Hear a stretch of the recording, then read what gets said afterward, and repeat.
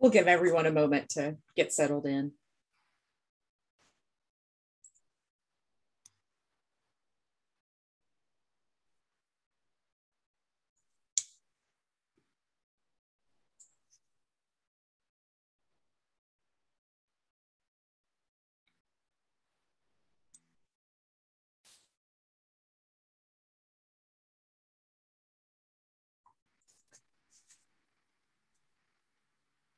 Good morning, everyone, and welcome to our third and final installment in our three-part workshop series, Digging Up Data. Today, we're going to be talking about telling stories with archaeological data. This is the third of three workshops that we've hosted this semester. The first dealt with data literacy for archaeologists. The second was about working with archaeological data. And the third and final installment, which is my personal favorite of these three topics, is telling stories with archaeological data. But before we launch into the material, there are a couple of housekeeping things that we should cover. The first is that we would like to let you know that we will be recording and sharing this workshop. Please keep yourself muted throughout, except when you're talking. Also, please use the chat for questions and relevant comments. The chat is, in fact, intended to be a place where you can have meta discussions about what we're talking about, so feel free to use that resource. And please also see the ASOR Code of Conduct for expectations about behavior in ASOR events. Next slide, please. I would also like to acknowledge that I am speaking to you today from the UCF campus, and that I would like to acknowledge the Timucua and Seminole people as the traditional caretakers of this land. My name is Tiffany Earley-Spadoni. I am an early career scholar, and I am the chair of the Early Career Scholars of ASOR. I am also the chair of the ASOR Digital Archaeology and History Standing Session. Please consider this your call for papers for the 2022 meeting in Boston. And I am also an assistant professor in digital history at the University of Central Florida, located in sunny Orlando, which is pretty exciting this time of year. Next slide, please. So before I introduce myself, I want to acknowledge that I am presenting today from my home in Upland, California, and I acknowledge that the Tongva peoples are the traditional caretakers of this land. If you've come to previous workshops in the Digging Up Data series, you recognize me and Tiffany by now, but I'm just going to take a minute to introduce myself as well.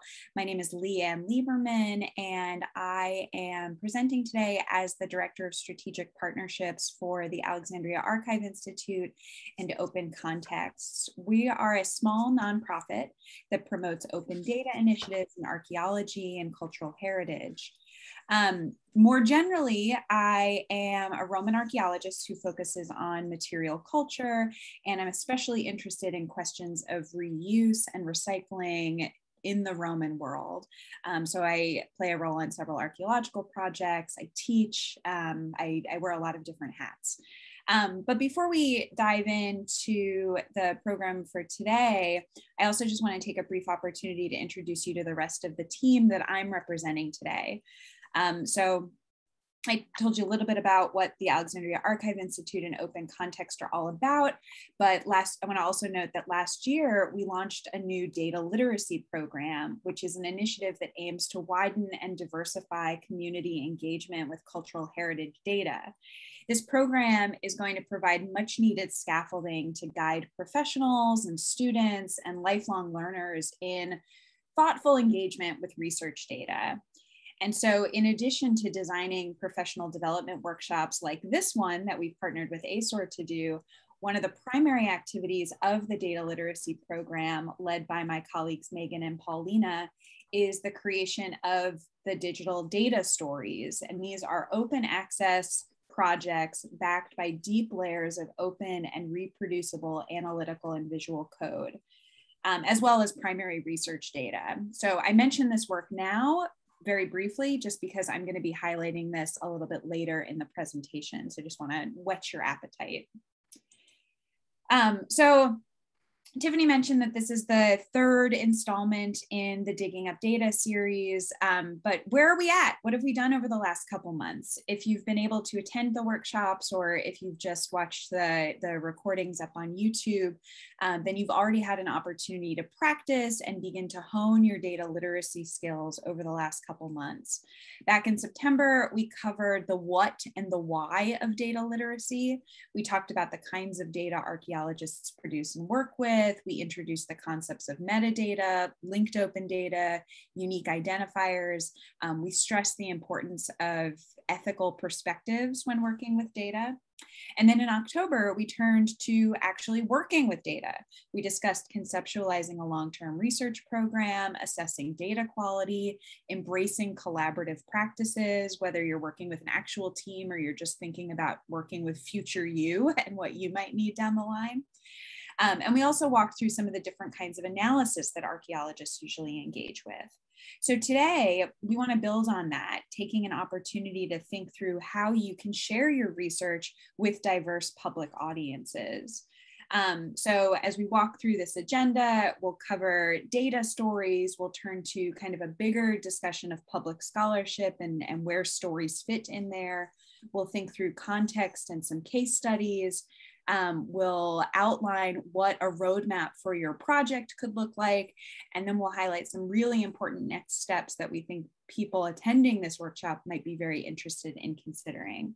So I'm going to turn it back over to Tiffany to walk us through data stories. And we haven't mentioned the link for the slides. If you want to follow along on your own, you can do that. The slides have a lot of embedded links in them, so they just end up being a really great resource after the presentation for you to take home with you, so to speak.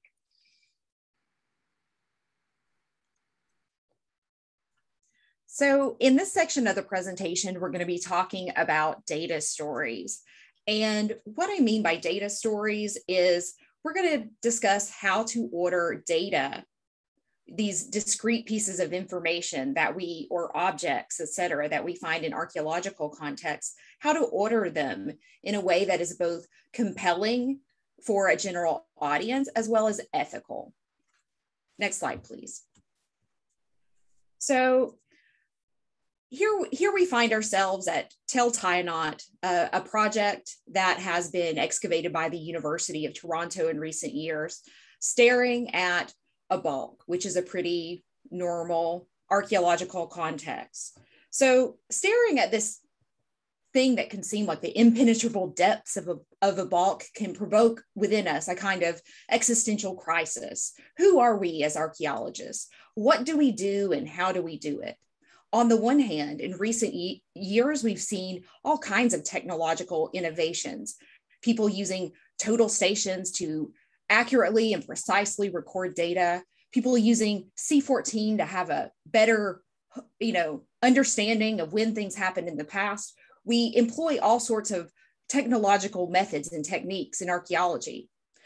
But then again, on a very basic level, when we look at a bulk, it's a kind of visual narrative.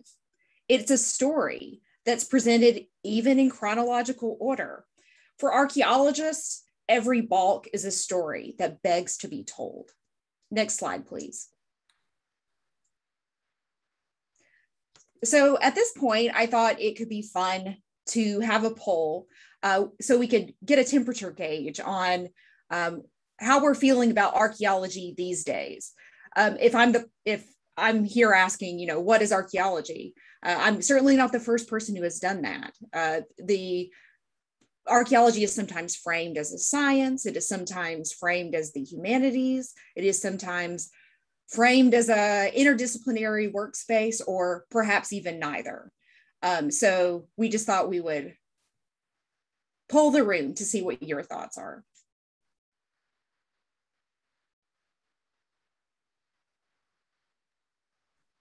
It's riveting watching these answers come in.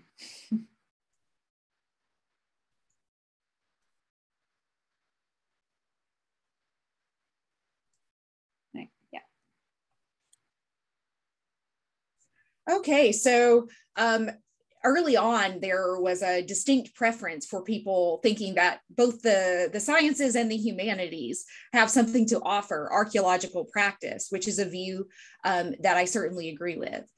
We have a couple of people who, are following Flannery archaeology with a capital S. And then we also have a person who does not want us to frame archaeology within these, other disciplinary frameworks at all. Fair enough. Thank you for that. Please share the next slide. So when we're looking at archaeology, what is clear to me as an archaeological practitioner and a director of an archaeological project, and also hearing from you, other archaeological experts in the room, is that we think that the humanities have something to offer archaeology. However, looking at this visualization, which I took from Ask the Archaeologist, when you look at these other allied disciplines that have been situated around the let's call it archaeological circle, most of these are in fact scientific. And this is, I would say, a generally typical approach to understanding what archaeology is. But what if we broadened how we conceptualize the ways in which the humanities or even the arts can contribute to our archaeological practice?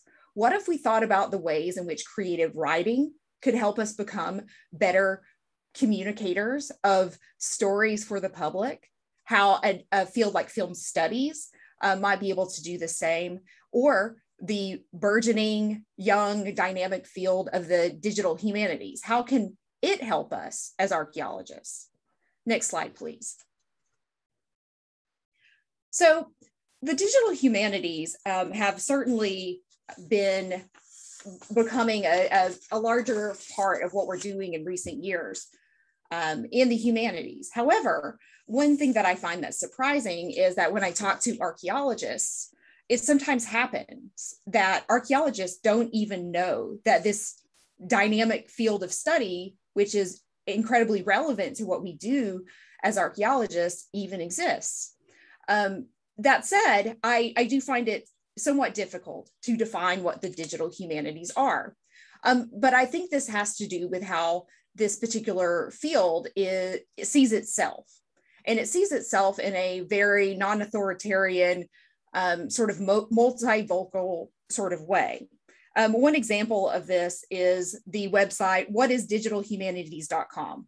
So if you enter whatisdigitalhumanities.com and you hit refresh, every time you hit refresh, you will receive a different definition of what the digital humanities are. So I think this is pretty emblematic of how this field is open to interpretation. However, I find that it's often easier to illustrate what the digital humanities are rather than providing a sort of textbook definition. So here are two emblematic digital humanities projects that can give you an idea of the sorts of projects that are happening in this space these days. The first is Amanda Viscanti's Infinite Ulysses. This is a crowdsourced text-based project that asks the general public to annotate James Joyce's Ulysses. She created this online digital project as her dissertation at the University of Maryland, accompanied by a white paper. So this also shows that this digital project has become a primary form of scholarship that is being recognized, at least by some part of the academy, as such. The second project that I wanted to show you is Nick Susanis's Unflattening, which is an entire dissertation at Columbia University presented in the form of a graphic novel.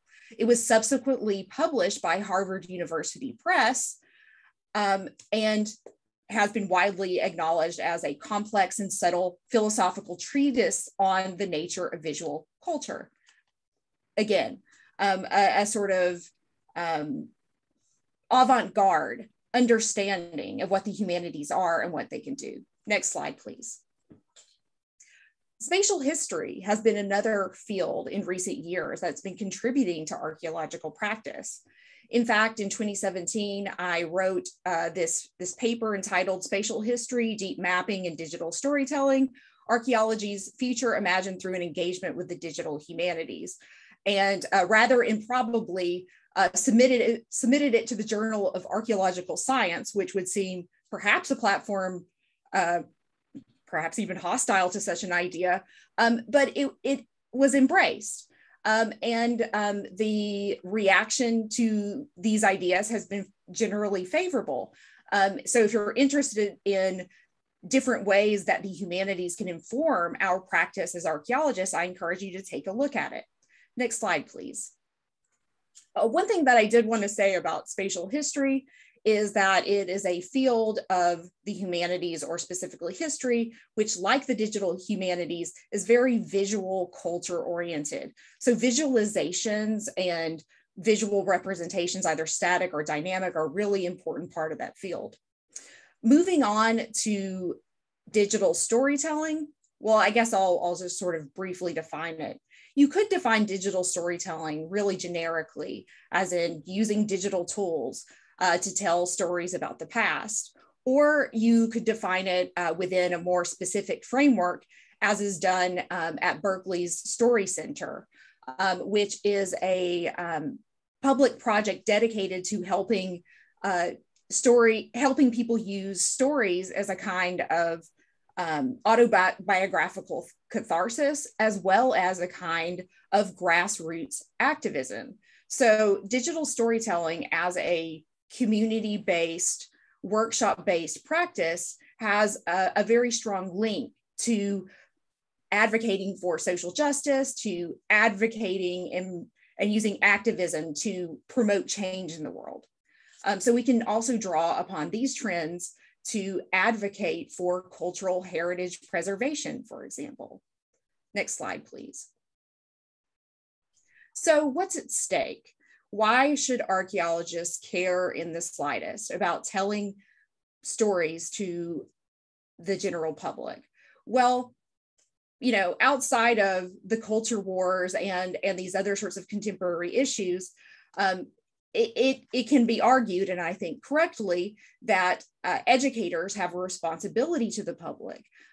Particularly myself, working in a public university, I feel especially responsible and feel that it is an important part of my job to present the work that we do in the field to a truly interested public so they can understand what we're doing. But on a more general sort of level of ethics, it is important for archaeologists to weigh in on the debates of the day. Recently, in the context of Black Lives Matter, this whole issue of the Confederate statues came up, and many archaeologists were able to speak wisdom into, you know, this particular circumstance.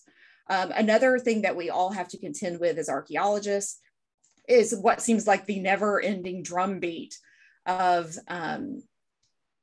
racist pseudo-archaeology, which would have aliens constructing everything in the ancient world. You know, such as, you know, this somewhat famous meme from the History Channel show about ancient aliens. Next slide, please. So I thought this could be a good moment to take a look at how digital storytelling is currently conceptualized in an archaeological project. Here we have the cultural landscapes of the Iris Coast Research Project. And they produced what is, on the surface, a pretty traditional print project. However, it has a really interesting digital twist.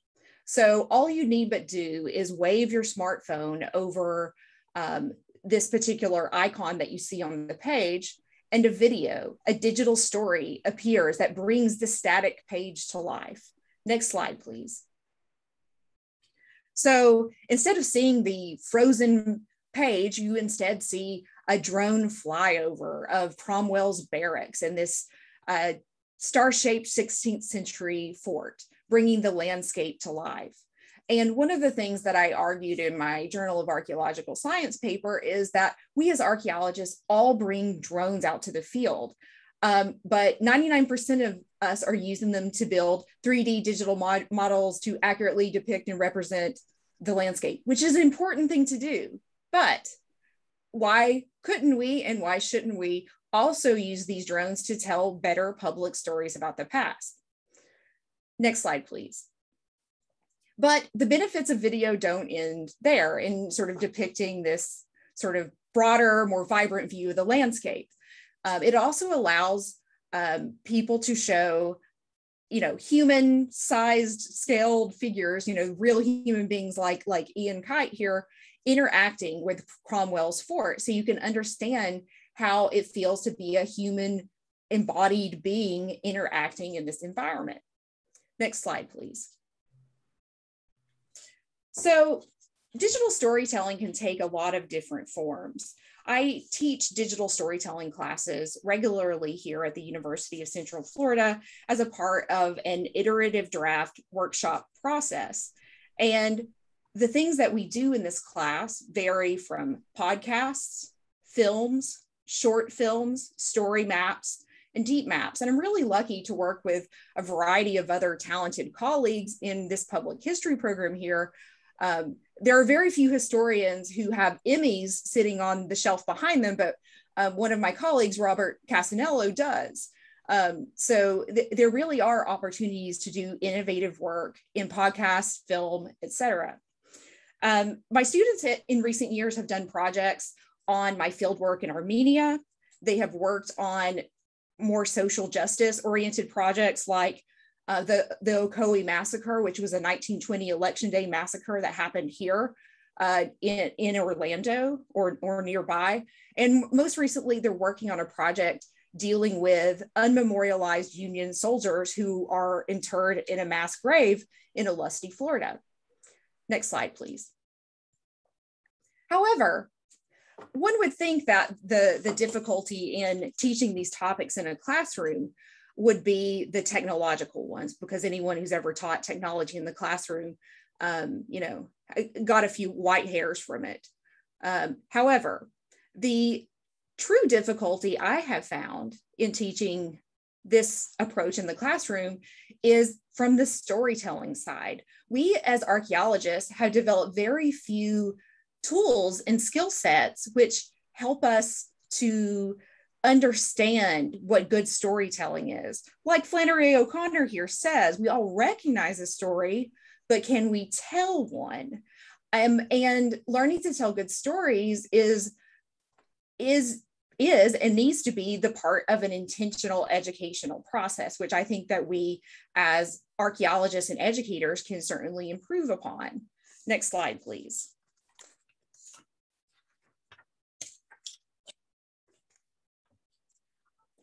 All right, so we need to learn the basics of literal storytelling, and that's a really important thing to do. So the sorts of things that I teach in my classes are how to show rather than tell, how to build a world, how to develop characters, how to start a story. Narrative hooks are a very important part that can be applied to our public history practices. Narrative hooks often consist of questions, surprising facts, personal anecdotes, quotes, and as any student in an intro class can tell you, if you're really in a pinch, go with a definition. So looking here at a sort of archetypal story, this is an exercise that I will often take my students through, the hero's journey. I think the hero's journey has a really good applicability to research stories, because you can cast yourself as the hero in these stories, whereas the research problem then becomes the thing that antagonizes you along the way. So what I've shown you here is Campbell's 1949 hero's journey from his book, The Hero with a Thousand Faces. Now, Campbell, in the field of comparative literature, his work just sort of fizzled out within a few years. However, his work, while not so interesting to his contemporaries in comparative literature anymore, became incredibly influential in the film world. If you ever watch video clips of George Lucas talking about what he does and how he does it, he's definitely going to talk about Campbell's hero's journey. So it's a very common form of visual idiom that has been adopted.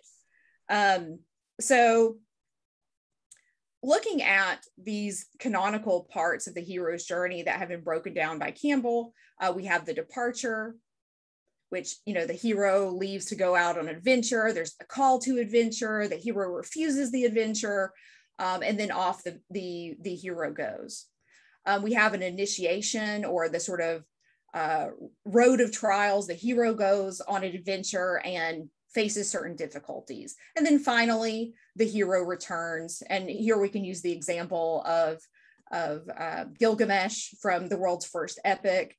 No, the Odyssey is not the world's first epic. So we have the hero Gilgamesh, who returns back to the city walls of Uruk, mortal, a bit wiser, and resigned to his mortal fate on Earth, etc. So returning as a part of like the process of transformation. So this is an archetype that I teach my students. And so now I'm going to show you an example of how a student might apply this in the class. Okay.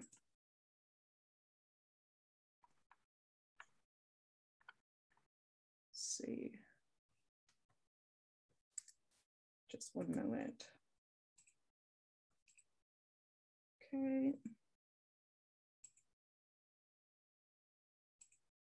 Share screen.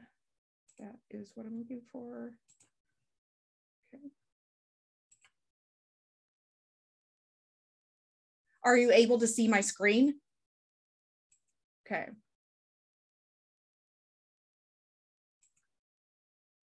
Can you, oh, we'll wait for the sound to start.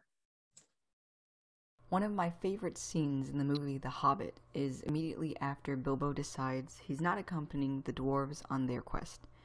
He wakes up, not realizing that the company has left, and realizing the opportunity he's about to throw away, rushes after them, shouting, "I want to go on an adventure!"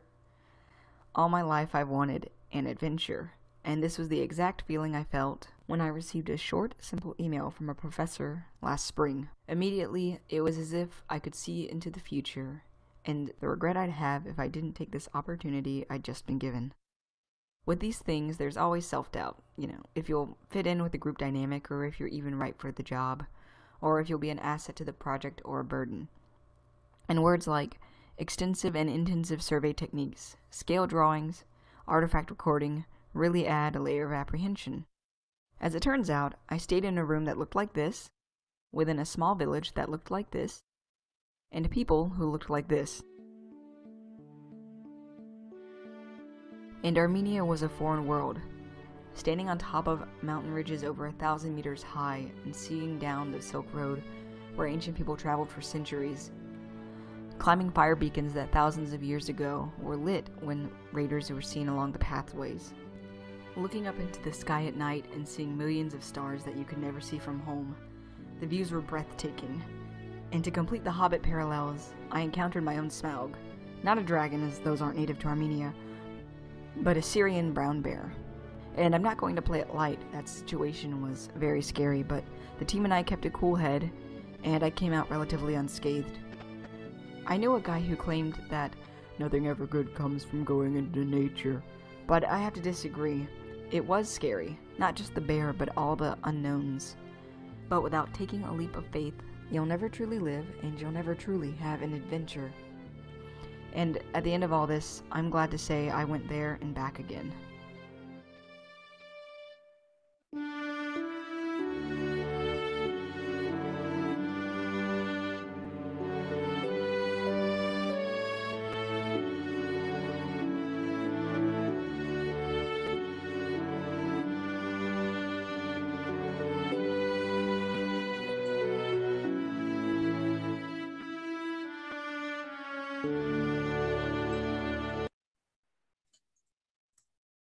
All right, we can share those slides again.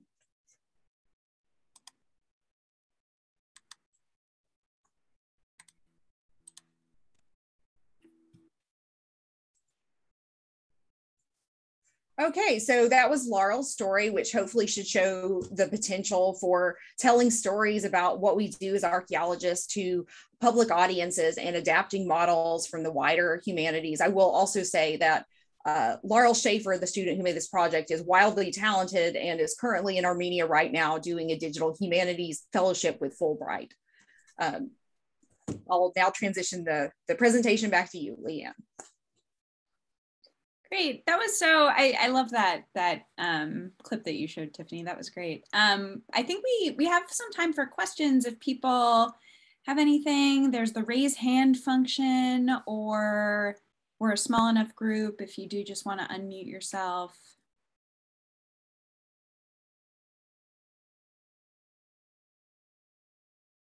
See one hand up. Alexis, if I can find you in the chat.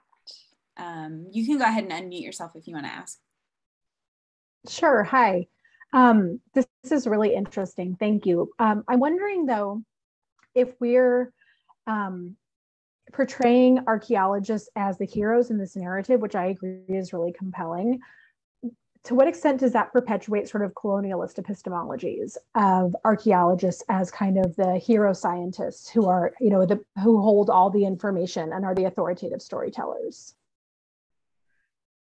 Thank you for your question, Alexis. And this is certainly a question that I posed to Laurel when she presented her story.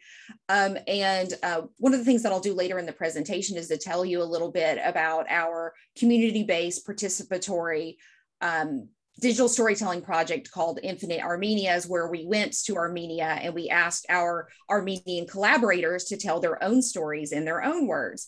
And one of our partners, a graduate student named Hike, actually wrote a story about how weird it was to take a bunch of Americans around to do field work and how they don't know anything and how he had to explain everything to them, which I thought was just like a wonderful sort of counterpoint to Laurel's point of view.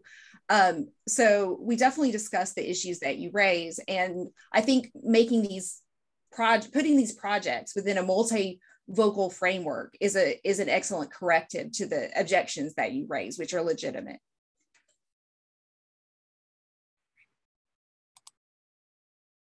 Yeah, that's a great point. And then Nicole has a comment in the chat. So again, if you guys want to keep up the conversation in the chat, I think that'd be a great place. We're going to have a few more opportunities for questions, a few more polls to take your temperature on things. But I want to get us moving forward into a discussion of stories as scholarship. And for the next couple minutes, we're going to discuss the idea of stories and digital scholarship and public facing work as serious scholarship ? And I put that in kind of provocatively, and you'll see why in a second. And that's going to lead us into a discussion of what universities and colleges count as work when you're thinking about big picture things like tenure and promotion. And yet, so even though there may be some institutional hurdles before us, why is it still a good idea that we're talking about this stuff? Why is it still a good idea to develop skills around storytelling more generally and about digital scholarship specifically? So I want to start the discussion with a story of 2 articles that were published within the last few years in the Chronicle of Higher Education. The links are in the slides. They are behind a paywall, but you can register for a few free articles if you're interested in reading more thoroughly. But you can see just from the titles of these pieces that this is going to be an exercise in contrasts. So Whitaker's premise is that, and I quote, "Too many early career scholars seem to be investing their time and energy writing a lot for the wrong kinds of publications. And by wrong, I mean venues that won't lead to tenure," end quote. So Whitaker then goes through and methodically discusses where late stage graduate students and early minted PhDs should be focusing their efforts. And she creates a kind of roadmap for early career scholars. So in response to that piece, Bond and Gannon published an article shortly thereafter that highlights one of the most significant oversights that they think Whitaker makes, that her advice certainly applies to faculty at major research institutions and elite liberal arts colleges, but it won't apply to all scholars because most of us aren't going to end up at those institutions. And I'm going to quote Bond and Gannon here. They say, "For too long, academia treated such work as lesser than as not prestigious enough to count for real college faculty members. Considered in terms of impact and reach, however, this scholarly work, and they're talking about digital scholarship and public scholarship, this scholarly work, and make no mistake, it is scholarly, resonates far more widely and deeply than much of the traditional and in large part literally inaccessible projects prized by a more limited view of legitimate scholarly activity. So there's a real divide here on what this kind of work that we're talking about is good for. And I think, Whitaker and Vaughn and Gannon are talking more or less about public scholarship. And for me, public scholarship is just one of many types of academic work that we, meaning people in higher education more generally, that we don't know how to properly assess yet. And I view this in sort of cahoots with digital humanities, like Tiffany was talking about before. What role does that play in the academy? With the scholarship of teaching and learning, right? The people that are writing reflectively about how we are acting and working in the classroom. With data management and data publications, right? We prioritize publishing articles, we prioritize publishing monographs, but what about actually making that data open and accessible in a way that people can reuse it? And then public scholarship around what we're talking about today. And don't be mistaken, this is not just a problem in archaeology or in the study of the ancient world. Science communication efforts have really ramped up across the board, especially from my perspective in the last few years. So I volunteer with an organization called Skype a Scientist. They have gotten a lot of press lately. And if you, whether or not you consider yourself a scientist, they're always looking for archaeologists. So definitely something to consider volunteering for. Skype a Scientist helps connect scholars with classrooms, families, libraries, scout troops, and more all over the globe. So this is an organization that gives students the opportunity to get to know real scientists and ask questions and get answers straight from the scientists themselves, so they don't have to go through other channels. Another example of how this, I think, is playing out in the harder sciences is the popularity of a podcast like Ologies with Ali Ward. If you haven't heard this is a fantastic show. It's funny, it's casual, and it gives scholars an opportunity to share their expertise in an accessible and informal way with a variety of different audiences. So as I said, not just a problem for us in archaeology and cultural heritage. But I want to toss a question out to you as well, because when I think about this and I think of the ramping up that's been done in science communication and just in public scholarship in general, I think a lot of it in my mind has been affected by the pandemic and the fact that we've been isolated and our methods have changed over the last year and a half. So I want to pose two questions to you all.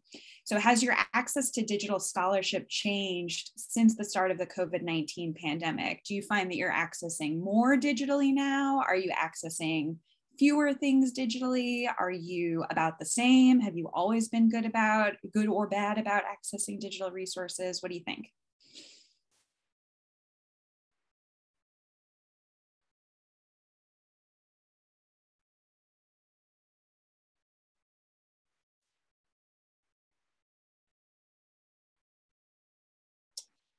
Awesome. So see those results.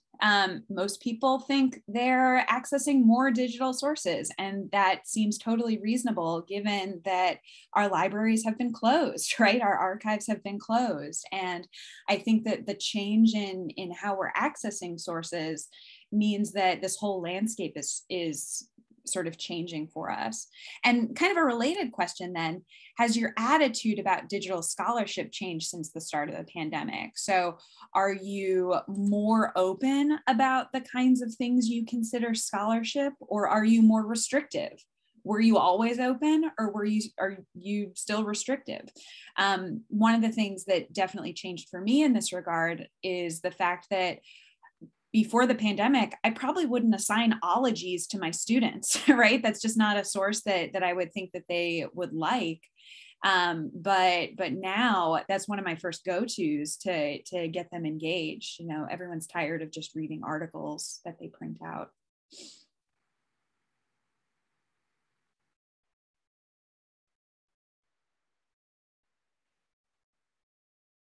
Good. So again, a lot of people either more open than they were before the pandemic, or just about as open. And I'd be interested, the people that say they're more restrictive, what is it about the restrictive that you're acting on? Are you kind of looking at more ways to trust the scholarship that you're pulling from? Are you thinking about the efficacy of these sources? And maybe if you want to expand on that in the chat, that could be an interesting point of discussion. So if we use these as a jumping off point, then to get back to that question of tenure and promotion, the very little bit of research that I've done on this so far has proven to me that it's very difficult to get a clear picture of the role that things like digital humanities and public scholarship and data publishing and innovative pedagogical work will actually play in the discussion of tenure and promotion in most colleges and universities. So where do these things fall on the spectrum of things that universities and colleges really care about? So at the top of this chart, I borrowed the language from the tenure and promotion guidelines at a large public research university, where they are looking first and foremost at research and creative work, teaching and mentoring, and then university and public service. On the bottom, I borrowed the wording from a small liberal arts college and actually a consortium of small liberal arts colleges, where teaching is first, professional achievement is second, and then service is third. And within those categories, even when you read the kind of fine print, they're very vague. And part of that is by design. I think that part of that is to give professionals a lot of flexibility in what they're submitting in their tenure and promotion packets, but that also could then lead to exclusion of these kinds of resources and the non-acceptance of this kind of work as scholarship. And as we saw before, you know, there's nothing not scholarly about this work. It takes a lot of forethought. It takes a lot of care and precision to actually achieve. But if all of that intentional ambiguity from our institutions of higher learning about how important this kind of work is, if all of that seems frustrating, then there's actually quite a bit of encouragement if we start to look outside of these ivory towers. And this is where we get to the and yet portion of this brief discussion. So there are numbers of nonprofit organizations that promote and prioritize this kind of innovative scholarly work. And I highlight just 3 of them here. The National Council on Public History is dedicated to making the past useful in the present and to encouraging collaboration between historians and their public. So right on the cusp of public history. Imagining America created a fellowship network for publicly engaged graduate students in the humanities and the arts and design. And this network aims in part to enhance the praxis of pedagogy and public scholarship. So again, right in this sort of nexus that we're talking about. And then finally, Monument Lab is a nonprofit public art and history studio that cultivates and facilitates critical conversations around the past, the present, and the future of monuments. And they recently published this wonderful national monument audit that draws on existing data about monuments in the United States to assess our current monumental landscape. It's a really wonderful project. And I think that these organizations are all doing good work in this area and can provide really good models for the kinds of work that we in archaeology and cultural heritage disciplines might want to strive for.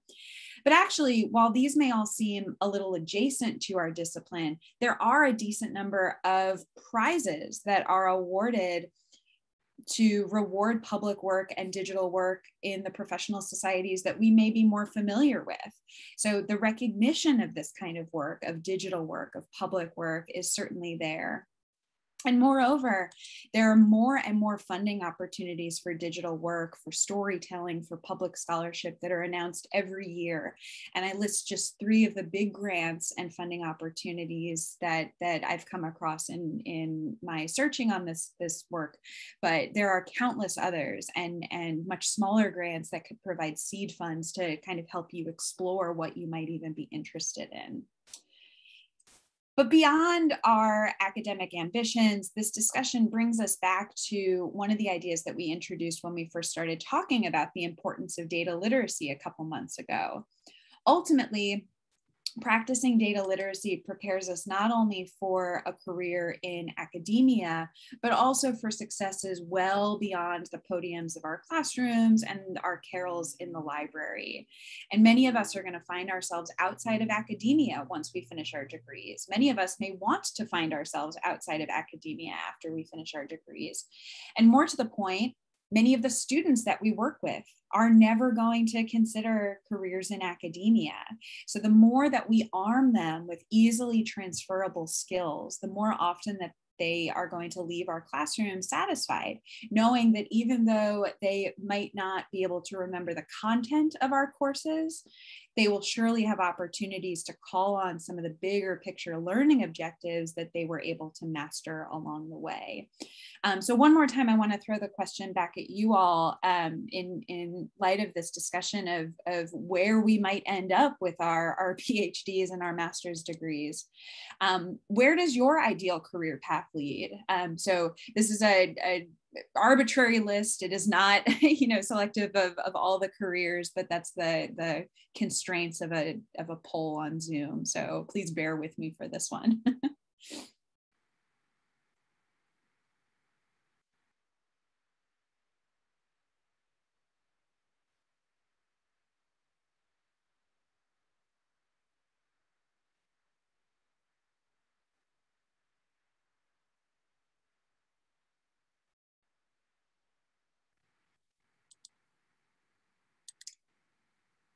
Great. I'd be really interested to hear what you others are thinking about and where you think you might be landing.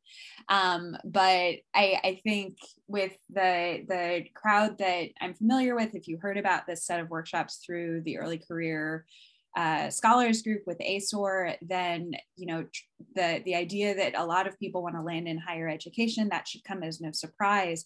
And it encourages us to think very critically about the job market and kind of where those jobs are and what those jobs are really advertising for and calling for.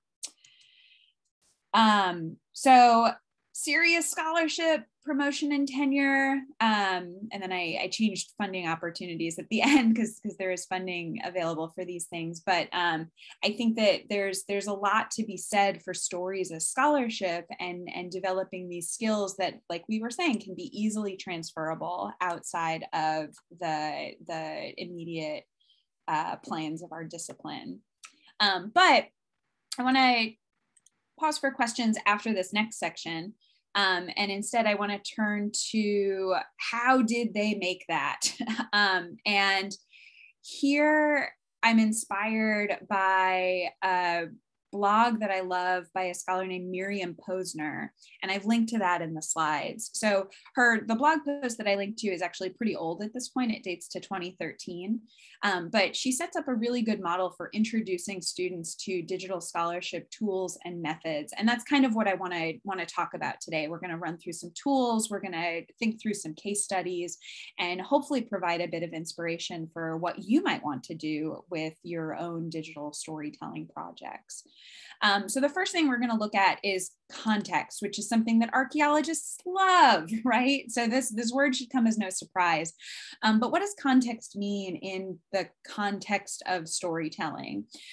So context, I think, is a combination of considerations about audience and format and goals for any given digital project that you're undertaking. So Audience, for instance, what age group are you targeting? Will that group have any kind of familiarity or any sort of background knowledge about the thing that you're trying to communicate to them?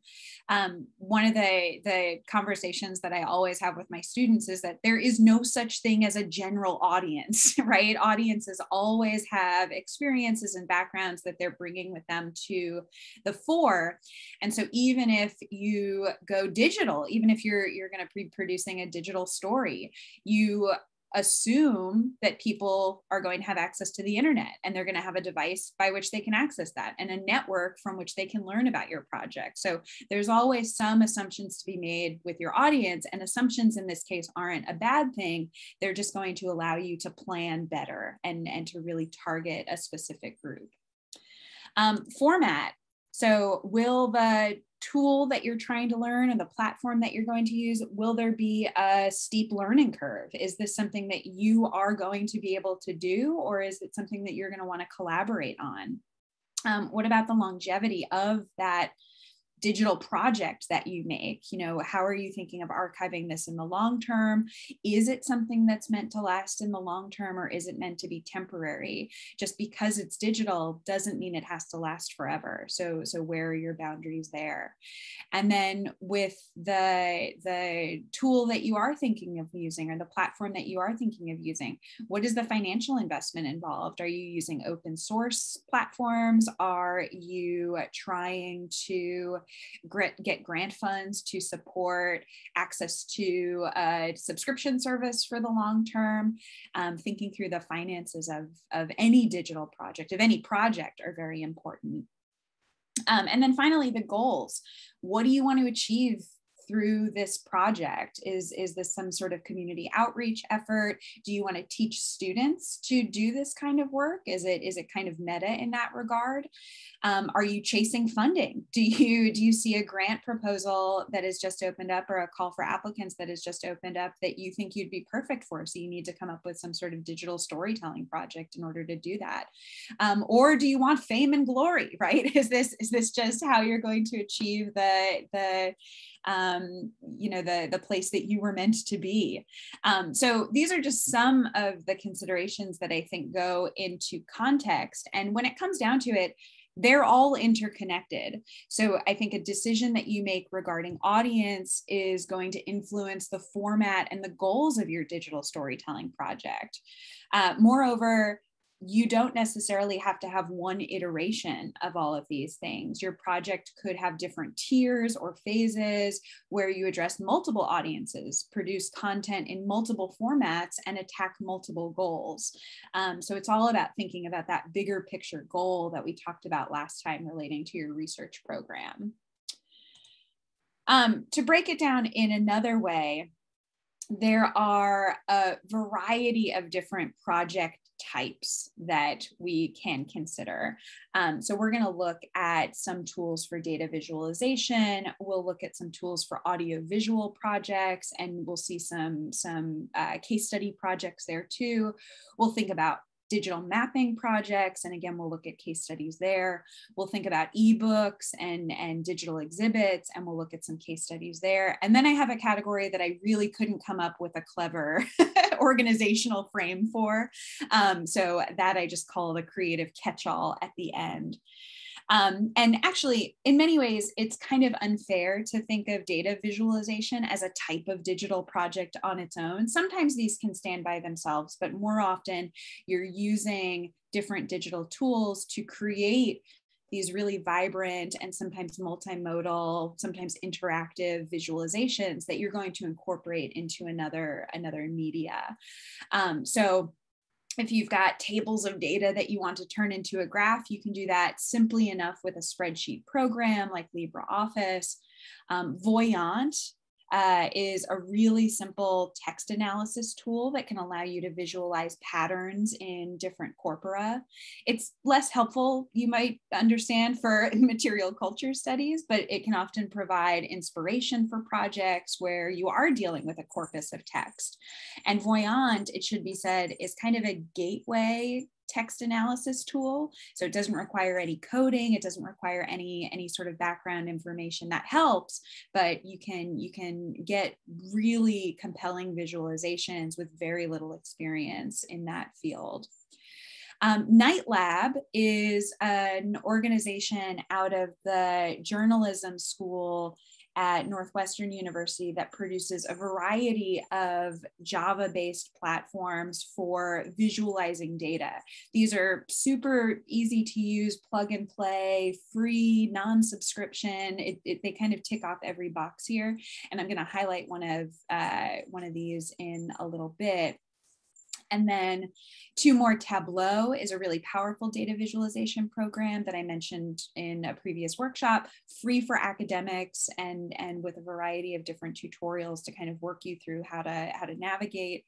And then Gephi, which we've also mentioned in a previous workshop, is an open source data visualization program for usually network analysis, but other kinds of data visualization as well.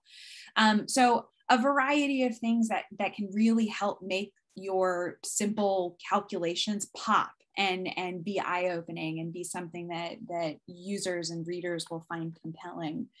But beyond basic data visualization, let's turn to audio and visual projects.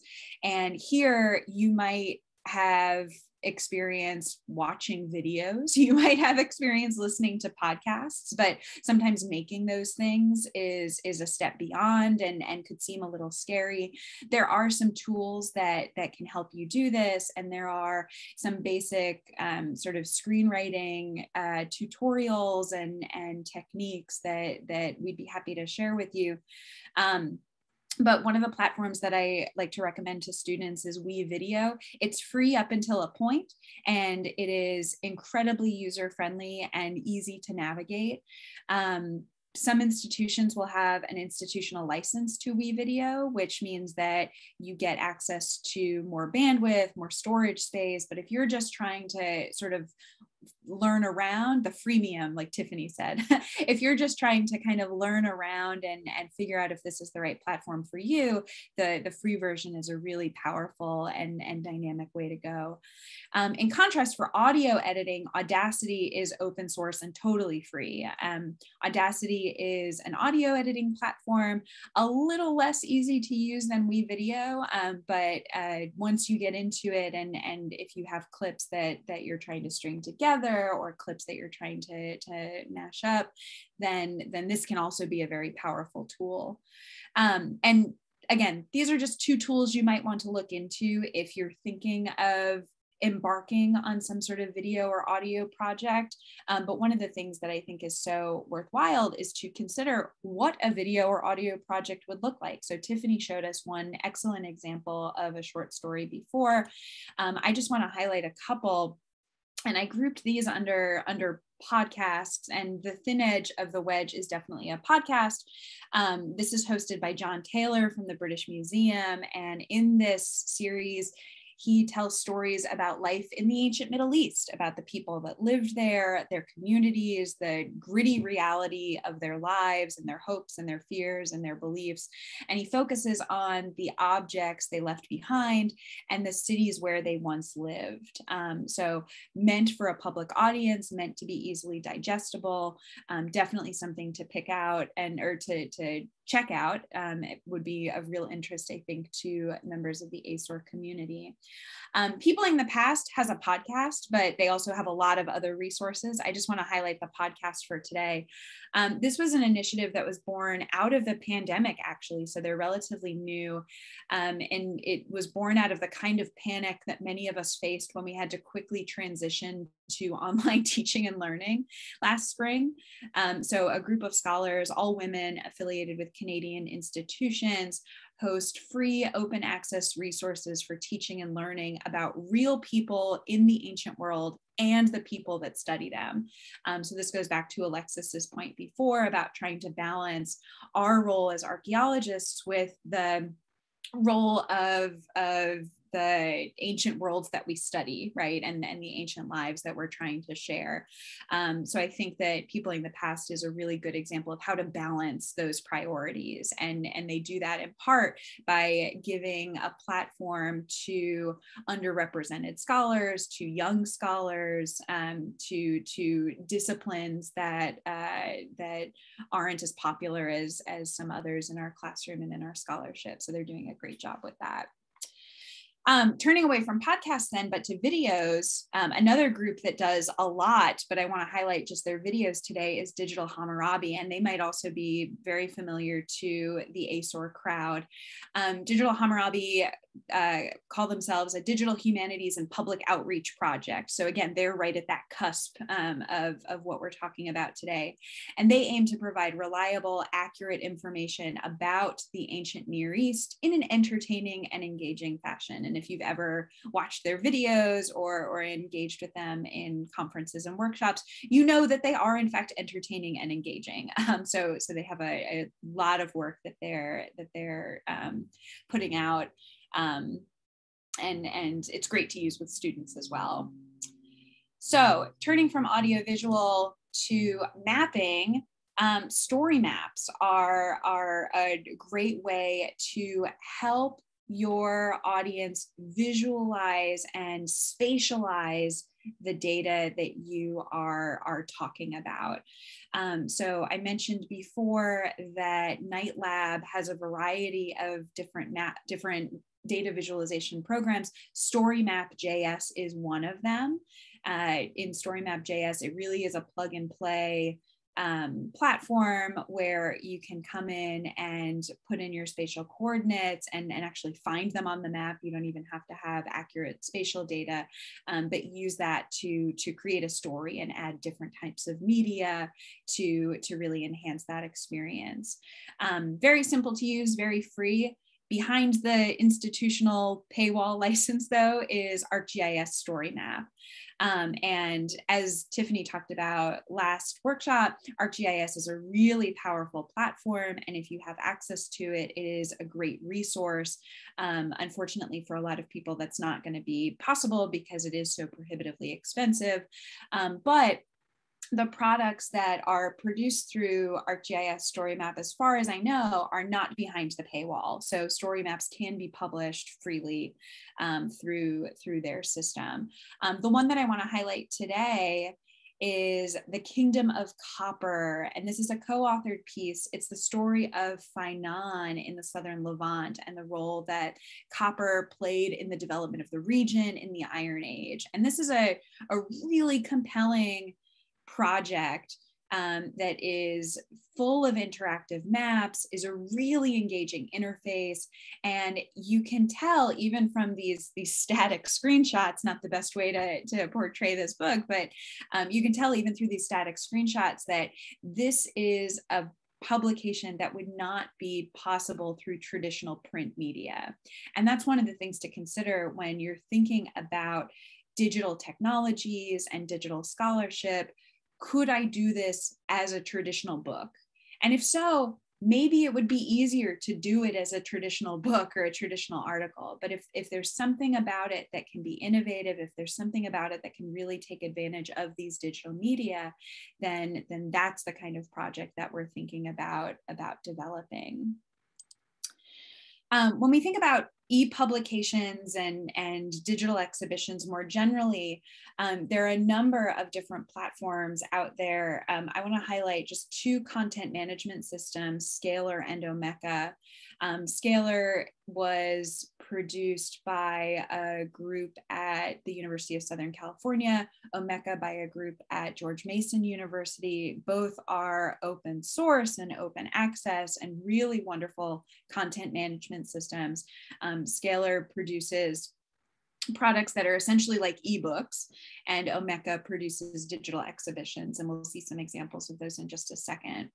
But two kind of off the beaten path platforms that I also want to plug have come out of my own teaching. So one of them I learned about from a student last semester called FlipSnack. And this was a platform that allowed her to create this really engaging digital zine.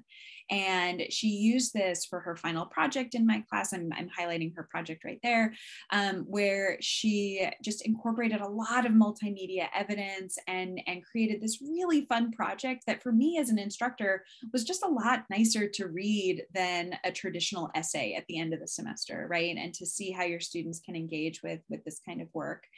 Another thing that I do, and I don't necessarily need to plug Instagram, but another thing that I do with my students is I have them post publicly on Instagram every semester, and they post one image a week and contextualize it and talk about it in the bigger picture of our discussions of art history. And I think that getting them to write for public audiences and think about how they might share information from our class with public audiences has been a really exciting exercise for them. So just a quick run through a couple more projects. Constructing the Sacred is, it goes more actually even beyond the idea of a digital project because it is a published book. And Elaine Sullivan published Constructing the Sacred with Stanford University Press. The back end of this project is Scalar. So she was not working with a coder to develop her own unique interface. She's using this open source and accessible tool in order to create a project that, like Kingdom of Copper, is largely map and spatially oriented. So a great project to check out just to see kind of how she's organizing that work and what her priorities were there. Omeka, a content management system for digital exhibitions, is great for hosting different types of archaeological work. So the excavation of Harvard Yard is one example of that. And then another example from the Princeton archives, the excavation of Antioch on the Orontes, I think is another really great example of how kind of modular and dynamic this platform could be for a type of archival projects that you're working on, right? If you want to take that archival research and present it and curate it in a way, these are really dynamic projects for that. So a couple of examples that don't necessarily fit the mold of what we've been talking about. These are the more creative type projects. The two that I'm going to highlight, because I think Tiffany's going to talk about the third one that I wanted to highlight. But the two that I want to highlight here are the Digital Data Stories project that's coming out of my organization, Open Context. So as I mentioned before, the data literacy program is producing these open access articles that we're calling data stories that are backed by deep layers of open and reproducible analytical and visual code, as well as primary research data. And the idea behind these is that they will teach students about the ancient world and teach them how to work with data and teach them how to communicate with data. So it's kind of the trifecta of what we've been talking about over the course of the last couple months. This approach is aimed at opening doors to multiple levels of engagement with data sets, linking this high level narrative with the behind the scenes work that students don't normally get access to. So in many ways, this is kind of a meta project, right? Because we're showing them the work that goes into it. But I think that that's really rewarding and valuable for students to engage with. And the last one that I want to show is this really fun project, and it has nothing to do with archaeology, but it's called Redshift and Portal Mental by an author, Micah Cardenas. And it's a choose your own adventure. And it allows users to kind of walk through and decide what they're going to do in this dystopian society. And I was just, I pulled this up this morning as I was prepping the last slides for today, and there's a soundscape that goes along with it. That you're just totally immersed in this project, and I think that, and again, this uses Scalar as a backend, so they're not creating something out of their own pockets. They're not creating something fresh, and I think that it's a really interesting way of getting people to engage in this sense with a creative project, but you can think of applications for scholarship as well. So how do you do this work? where do you begin? We talked last month about setting up interviews, thinking about how to talk to people about their projects and see what they did and how they started and what their initial questions were. People love talking about their work. So I think that this could be a really good opportunity for you to get some one-on-one time and some inspiration from people that are doing this kind of work on a regular basis. And then reviewing digital projects is also another great exercise. So just kind of what we went through over the last 20 minutes or so, find digital projects and pick them apart, figure out what you like, figure out what you don't like, think about how they built this, you know, what sort of platforms did they need, what sort of personnel did they need, what kind of funding did they need, do that assessment. And when you do enough of those, you start to build up this mental map of what you want your digital project to be like. This is another exercise that I use with my students all the time, as they get ready to do their own creative work. You know, what do you like about someone else's work? What do you not like, and why? How can you sort of describe those assessments? Got one more poll for you, and then I'm going to turn it over to Tiffany. But of all of these things that we were thinking of, and I guess we didn't discuss crowdsourced or data journalistic, but you can imagine what those entail.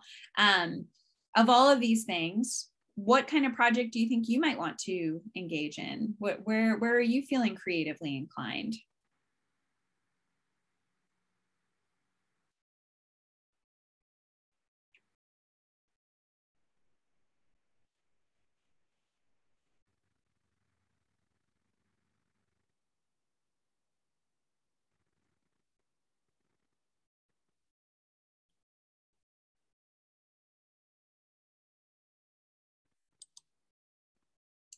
Cool. Well, again, across the board, and I'm not surprised given the conversation that we had last month that mapping is very high, but because there's always a lot of interest, and as archaeologists, we often deal with spatial data. So I think that should come as no surprise, but it's good to see so much variety in there. And I'm sorry we didn't get to talk about data journalistic or crowdsourced, but there's too much to put in here. If you have access to the slides, you can see those, kind of what I had in mind for those as well.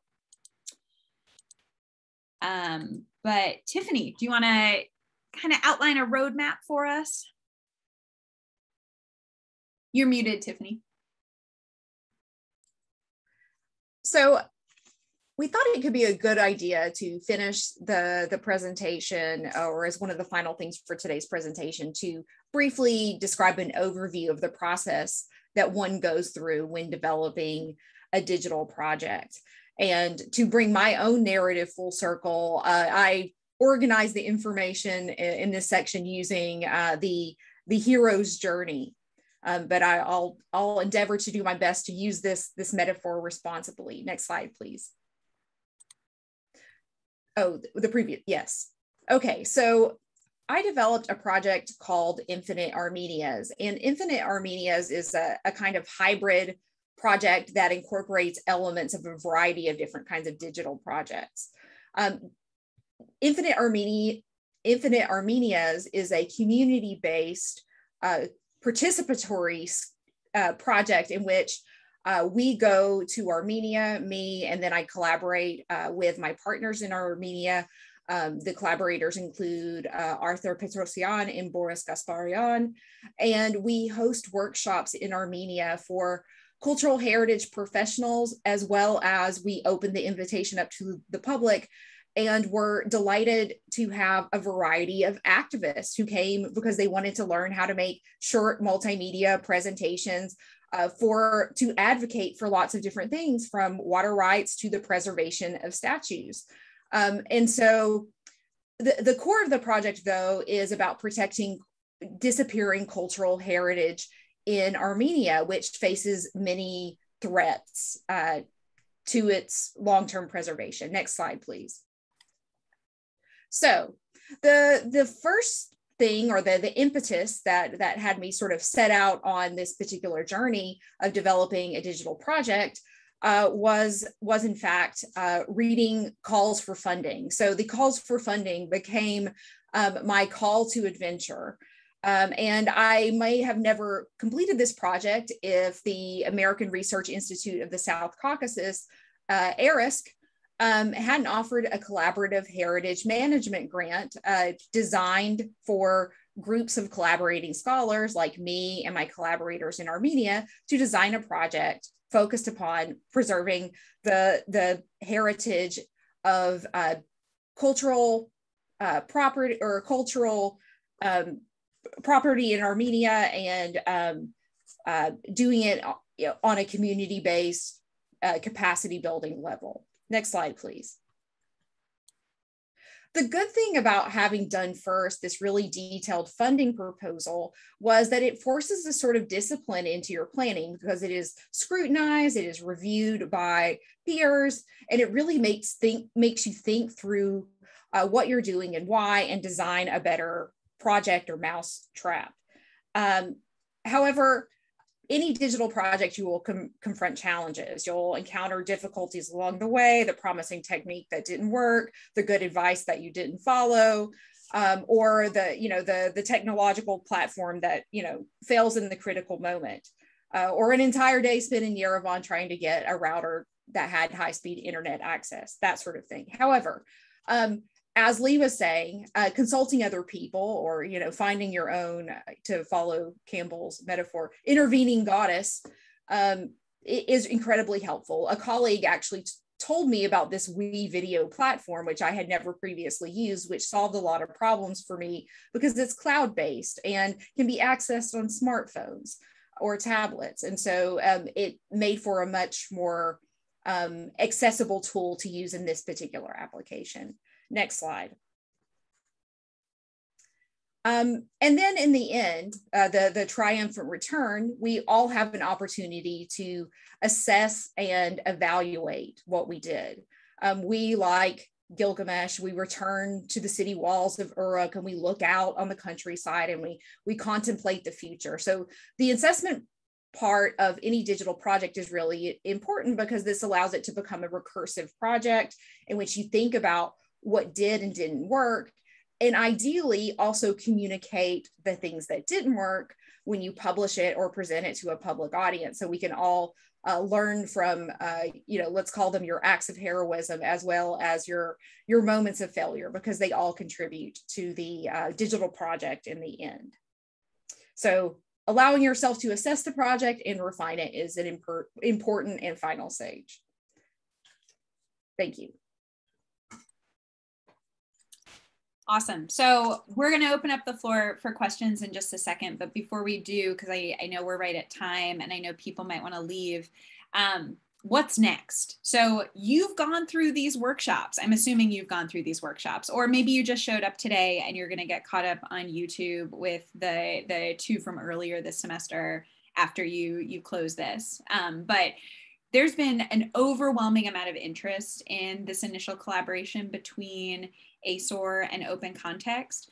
So we've actually got something really exciting planned for the next year. And that is a sort of experimental professional development program called Turning an Idea into Digital Scholarship. And so you can see the link that Sarah just posted into the chat. My abbreviation of that, TIDS, that probably won't stick over time. But essentially, we're trying to build a cohort of people who would like to work with me and Tiffany to build digital projects. So if you apply to be a participant in this program, you are going to work with members of the cohort and with us a few times over the course of the next year to practice skills around data literacy, to practice skills around digital storytelling, to kind of work on developing professional skills that are going to be great for the job market if you're staying in academia, or are going to be great on the professional job market when you decide to go in other directions. You're going to have an opportunity to draft proposals for a digital project that can serve as the framework for future grant applications, and you'll also build some aspect of that project. So it might be a small aspect, but something that that can definitely be developed out of a larger proof of concept. So finally, we really hope that members of this cohort will be able to present some aspect of their work at the ASOR annual meeting, in person or virtually. All of those details are still to be decided in 2022. So next year. But we are really excited to build this cohort. There's a question, is this project also open internationally? Yep, I don't see why not. We're gonna sort of take the the accepted applicants and try to figure out a schedule that works for everyone. So the details are spelled out a little bit more in that application, but please check that out to see if this is something you'd be interested in, or contact us if you've got questions about it. Because again, I think Tiffany and I are really excited to develop this cohort and see what kind of good work we can do. So the last slide I'm going to throw up is the reflection survey. Thank you so much for coming. Again, we're going to stick around for questions and discussion, and you should feel free to do that as well. But if you are leaving, we would really appreciate you taking that reflection survey, because it helps us figure out what kind of content you want from us in the future. So thanks again, everyone.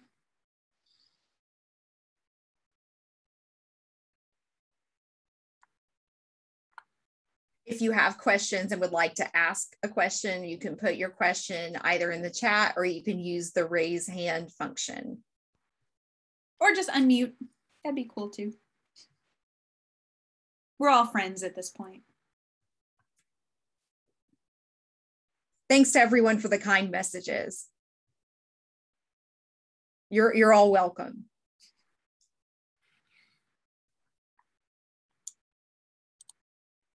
Yeah, I see one hand up. Yarub, am I saying that right? Yes, exactly. Thank you so much. My question is, I always concern about who will be able to tell the story with the, I mean, what I call the reliable narrator. That's what I think is the best person to tell the story. So with your perspective, do you agree with that, or anyone could tell the story about the archaeology or something like that? Thank you. So about the reliable narrator, Tiffany, what do you think there? Well, one thing that I attempted to do in the project design of Infinite Armenias was to allow for a multivocal project design. So what we did is provided some guidance about story structure and the ethics of storytelling, but then we left everyone free to tell their own stories in their own words. And our Armenian participants told their stories in Armenian, and we used English subtitles to essentially allowing more people to have a voice about cultural heritage and what it means to them. So I don't think that you need to necessarily have one story. You can leave it open to the understanding that there are an infinite number of stories about cultural heritage in a particular place. But if you are developing a single storyline, I think it really is important to develop a project that is developed collaboratively. So taking into account multiple perspectives from a variety of different people's point of view, and incorporating these into a narrative. So I think you bring up an important point, and that is we are all limited by our own point of view. And so the more points of view you can incorporate into a story, the more representative of a variety of realities that it will be. One other kind of tangential note, Yarub, in response to that question. So my colleagues, as part of this Digital Data Stories project, have just written a tutorial about multiple narrative perspectives that we can bring to bear on archaeological materials. And they go through hegemonic narratives, they go through queer narratives, they go through meta narratives. It's a really exciting lesson for, you know, not only for us to work through, but also to work through with our students and just show them, you know, just because you find an artifact in this place doesn't mean it can only be interpreted one way. There are many different lenses through which you can look at this. And I think that, you know, when that's done and when that exercise is ready to be published, the drafts of it are already on our website. So you can check that out on Open Context. But I think once that's done, that's going to be a really exciting resource to address the concern that you have, because I think that is a real concern. Thank you so much. But this is actually a part of my presentation for in person in Chicago this month. I will give my perspective about who will tell the story and how to make the story more understandable. For example, I'm working at Penn Museum, and I see that many people, they want to hear the story about modern Iraq from me. They feel that I'm the right person to tell the story. So I still have, you know, something back and forth ideas about if I'm the right person or I need to rely on archaeologists who have much more information, more than me. So that's my argument, and hopefully I can, you know, I will check the link that you shared, you just mentioned, and thank you so much. Yeah. And I think it's also, you know, it's up to us to sometimes tell people like you're doing, we might not be the right people to tell these stories, right? And just be honest about that when people come to us and ask, you know, we've got one perspective, but point them in the direction of others. I see Babette's hand up.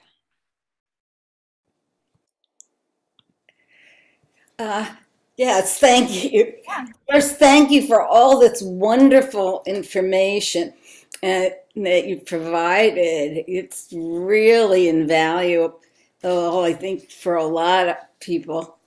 My question basically is more contacting the two of you, because I'm part of a work group for Save Ancient Studies Alliance, and we're working on sort of increasing our base information and where things can be gotten. And I think if I just passed your contact information on to the others, it would be really helpful for them, even more than me, because I'm just kind of an outside little volunteer who has gotten involved in all. Oh, that's great.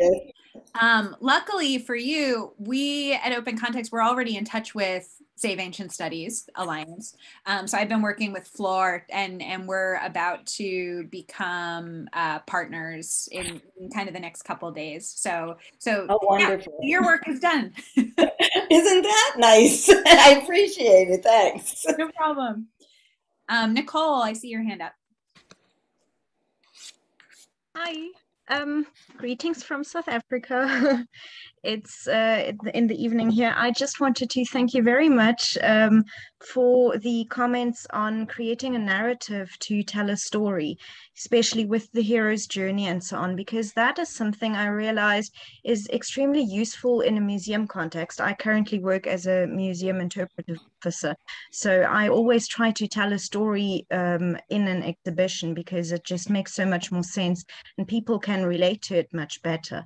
But there's also something I noticed in my capacity previously as a temporary lecturer, as an online tutor, that a lot of undergraduate students actually struggle to write essays. And writing essays is basically also to create a narrative, a beginning, a body, a conclusion. And I think essay writing skills can really help to develop digital narratives, because then you at least already have something in text and you just transfer that into a storytelling through a podcast or a video or so.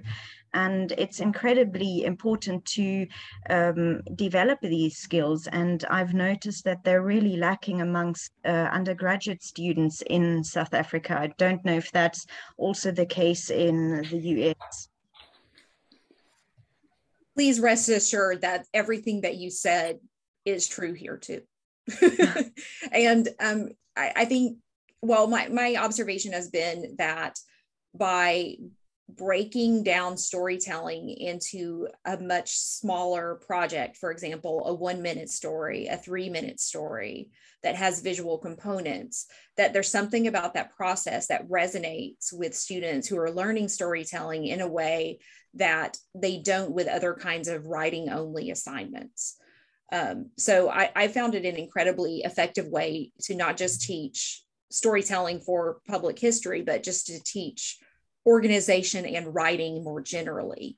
It has been effective for them in that way. Yeah, and kind of by way of answering that, I worked with a faculty member here at the Claremont Colleges a couple of years ago. She's a modern historian, and she taught a class called Vampires, Vampires, Zombies, and the African Diaspora. It was an excellent class. I might have told you about this, Tiffany, but anyway, she had the students, she used to have them write a traditional essay, and then she had them switch to this videographic essay project. And what she was finding was that the students who early in the semester really struggled with writing, they were able to thrive in these new and innovative assignments that allowed them to deal with digital media and think about crafting a digital story and a digital narrative. And that then in turn affected their writing, because they still had to submit screen drafts and screenplays and things of that sort. So I think that it can be reflective. And I think that if you think back to the bigger learning objectives that you're trying to achieve with students, then ultimately, as long as you hold yourself onto those learning objectives, it almost doesn't matter what the medium is, right? It almost doesn't matter if it's a traditional essay or if it's something public facing. I mean, that's what I do with my students now with this Instagram assignment. They're still writing, they're just not writing for me. They're writing for a public audience. So what are the skills that they're developing through that? Yeah, right. And also writing for public audiences is very different to an academic audience. It is, yeah. So you really have to gear it to the audience you're writing for or developing the digital content for. Yeah, and I think that's why audience plays so importantly when you're planning from the beginning, right? Who are you working for? Who do you want to address in this? Mm. Yeah, thank you. These workshops are really, really amazing. I've vastly enjoyed them. And I'm going to look into becoming an ASOR member. Oh, awesome. Thanks, Nicole. If I could just, that sort of relates to this comment by Matt Howland I just wanted to highlight his question. Who by the way, is one of the co-authors of the Arcgis Story Map that we featured. Well, I was just going to say that, I mean, this may seem obvious, but I mean, things like TikTok and YouTube are so easy to use. I think that it's thinking of who your audience is when you're developing these projects and what the longevity you're seeking is. And if you want to use open source, etc. I think it's really a nice idea to develop your project as for the audience and with the intentions that you have, and then make like a snippet or something that you could put on YouTube or TikTok or somewhere that you think will reach a much wider audience as sort of a teaser to get people to go to your project. And so I think these are so easy to use. It would be easy to just do something in addition to sort of expand your outreach, because it's really true that those things reach many more people than maybe your story maps on a website somewhere. So right, and it need not be an either or proposition. So I've had students who author story maps, then narrate the story map as a video and then post that on YouTube. And so you can use the sort of base information. For example, if you were to take your wonderful story map and were to narrate, whatever story you want to tell from your story map, you could then post it on YouTube. And, another thing to think through in the project design phase is, what is the longevity of my project? Okay, so is my project essentially ephemeral? I want it to exist as a thing for 2 years and then it can go away and I don't care. Or do I need some sort of long-term preservation documentation our archival status of this information or data. And these are all legitimate questions to ask in the project design phase.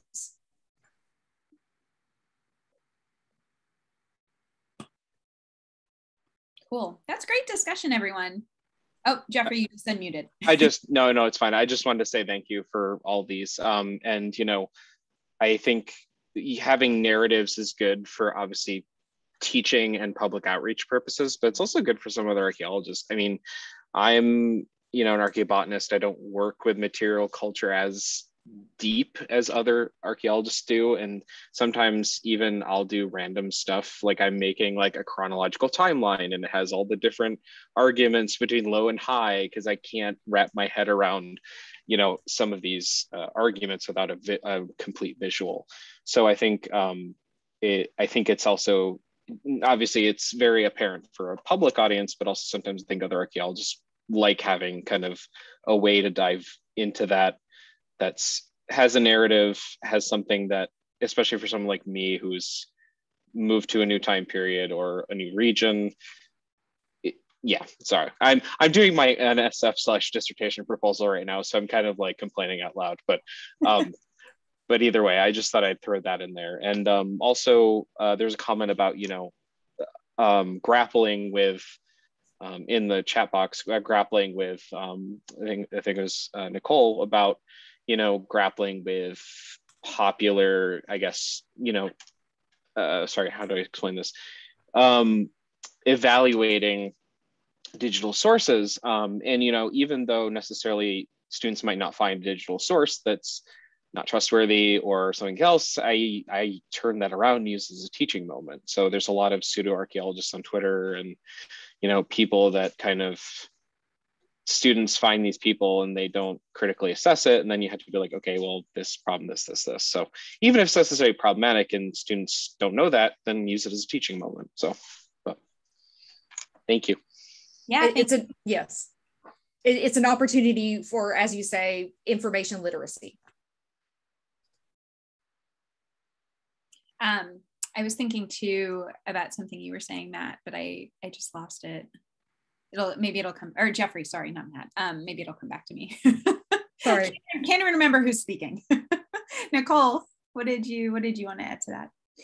Hi, sorry, just in reaction to what Jeffrey was saying, I recently attended a public lecture by Arwa about Göbekli Tepe, where the presenter, I think it was Dr. Trevor Watkins or Walkins or so, not sure. He talked about the mythology of Göbekli Tepe versus its place in the Neolithic.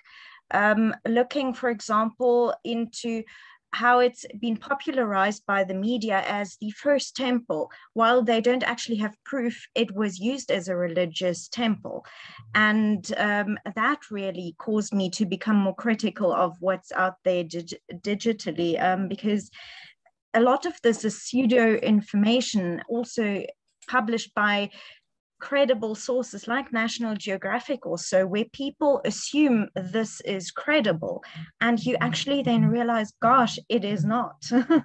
And that's really what caused me to, with this massive exposure through COVID to all of the digital mediums available, it actually caused me to become more critical of everything, because I realized, okay, not everything is as credible as it seems. Yeah. Yeah, you don't have to raise your hand, Jeffrey, if you just want to unmute. I didn't want to speak out of turn. No, I think it's important, it's really important. And also I think I haven't watched these videos, but I've seen them pop up on recommend on YouTube of like people explaining a topic, like a postdoc, a PhD, a grad student, a high school teacher. Like they go through the different phases of like in-depth understanding. And I think it's also important to kind of teach people how the scientific process works. And even though something's published in, I'm not going to mention the paper, but Nature Scientific Reports, it doesn't necessarily mean it's true. And it, I don't know. Either way, I just thought about that example. But I think, showing how it goes from like scientific research process to the popular kind of media. Because I tell my students, as soon as they see something in the popular media about like an archaeological discovery, take it with a grain of salt. Because I mean, me as an archaeologist, whenever I see something in the popular media, I read it and I'm like, okay, well, they make it sound like it's a settled, debate when it almost never is. Yeah, right. And so, oh, sorry. No, I was just saying it's much easier to just kind of, I mean, think back to all the history classes we took in elementary school and high school, right? Where it's one story that you get and you don't see how nuanced it is. And then you get to college and it gets more nuanced and your mind is blown and you realize you don't hate history after all. Or maybe that was just my experience. I don't know. I don't know about other people. To add to that, in South Africa, the regime changed, and so history telling changed. So the credibility of the history that was told previously completely changed. For example, with the apartheid regime, history telling started with the arrival of colonists in Southern Africa. 1652, Jan van Riebeeck arrives at the Cape, the first fort is built, and they come into contact with people, but on the other hand, they also tell you the land was empty and they had a right to move in and to take over because supposedly there were no people, and this empty mythland was propagated. Now with storytelling having changed, the regime having changed, archaeology has added a lot of credibility to pre-colonial history. With the Iron Age, the existence of the Mapungubwe people, the Khoisan hunter-gatherers, and so on. So this really changed perspectives. It added depth to the way history was being told and the narrative. And there's still a lot of people who are like, when I show them the Mapungubwe collection in the museum, they're like, no, it must have been aliens who built that, can't have been these, Africans who were so supposedly uneducated also. But then by actually showing them the historical and scientific proof that these people existed and were able to develop into an African society or the first kingdom in Southern Africa way before the arrival of any Europeans in the subcontinent, that really then opened eyes for some people, but it also called about a lot of criticism, and also how this information has been studied, because Mapungubwe was rediscovered in 1933. And that means this information was available for a long time, but it was kind of kept quiet in the media and swept under the carpet until democracy actually happened. So it's a really actually fascinating and complex way of how storytelling also changes over time.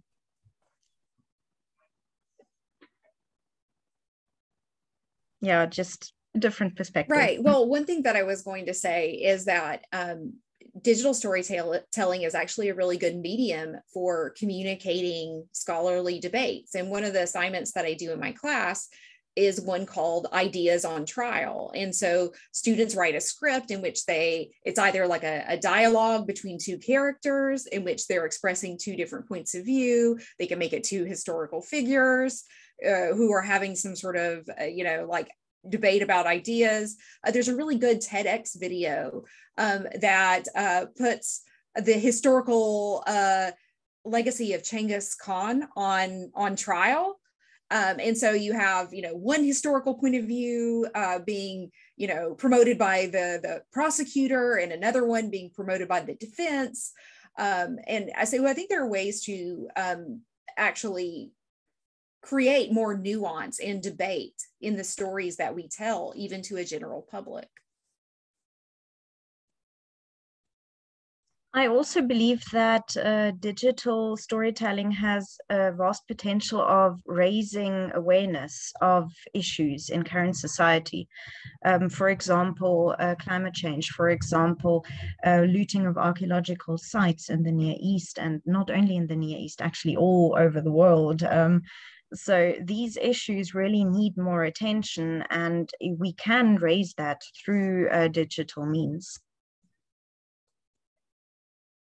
Yeah, sorry, I need to leave. Oh, It's getting quite late over here. Thanks for coming. And thank you so much for fascinating lectures. I vastly enjoyed them. I will look in again.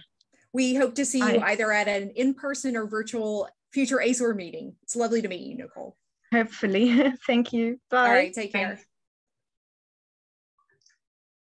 Okay. All right. Well, I think that's a good point at which to finish our discussion today.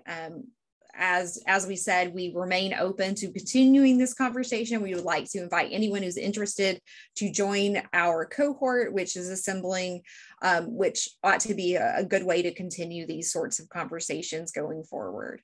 I'd like to thank everyone on behalf of Open Context, as well as ASOR's early career scholars, for attending our conversation and presentation today. Thank you.